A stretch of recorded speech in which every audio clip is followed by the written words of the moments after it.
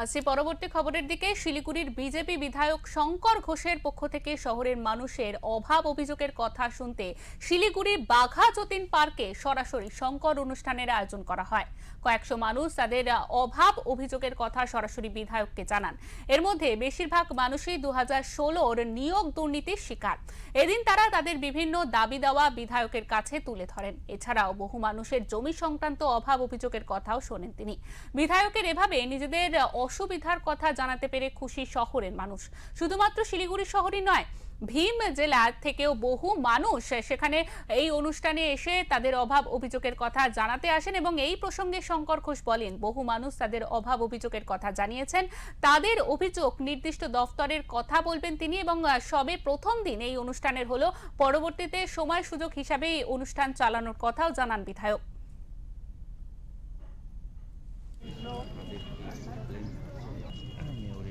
নির্মাণ ঠাকুর, শুভদীপ ঘোষ।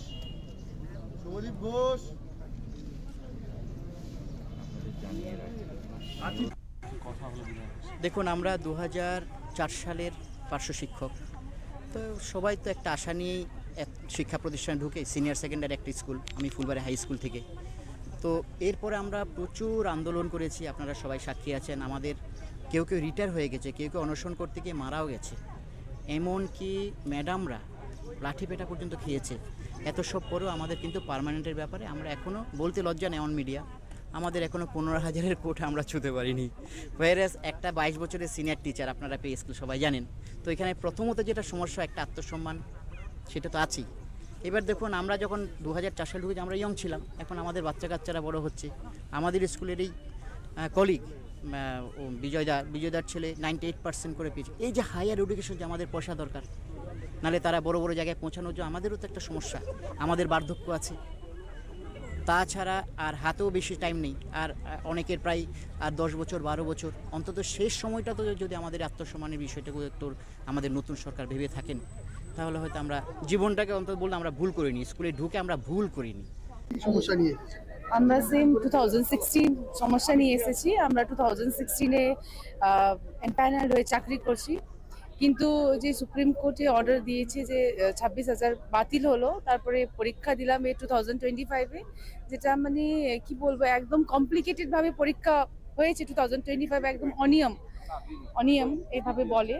তো অনেক প্রবলেম হয়েছে 2025-এ। আমরা ইন সার্ভিস আছি, এখনো চাকরি করছি 8 বছর থেকে, কিন্তু পরীক্ষা দিয়ে আমাদের মানে কোনো রেজাল্টটা ভালো আসছে না। মানে ভ্যাকেন্সি জিরো হয়ে গেছে। যে ভ্যাকেন্সিতে আমাদেরকে পরীক্ষা নেওয়া হওয়ার কথা ছিল, ওই ভ্যাকেন্সিতে পরীক্ষা নেওয়া হয়নি। সো আমরা অ্যাডভার্সলি এফেক্ট হয়েছি। সো আমরা চাই যে আনটেন্টেড লিস্ট দিয়ে আমাদের সসম্মানী চাকরি ফেরত চাই। 15 বছরের যে শাসন, সেই শাসন ব্যবস্থা এই রাজ্যের মানুষকে ন্যায় বিচার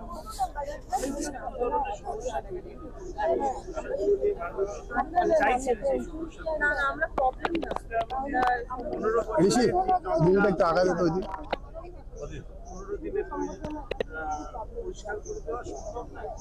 আমাদের যেটা ইচ্ছে, আমাদের মাননীয় মুখ্যমন্ত্রী তাদের যে নির্দেশ, সেই নির্দেশ অনুযায়ী আমরা চেষ্টা করছি মানুষের সরকার হিসেবে, পশ্চিমবঙ্গের মানুষের সরকার, কোনো রাজনৈতিক দলের সরকার, মানুষের সরকার হিসেবে। আমি চিরকালই মানুষের মাঝে থাকতে ভালোবাসি।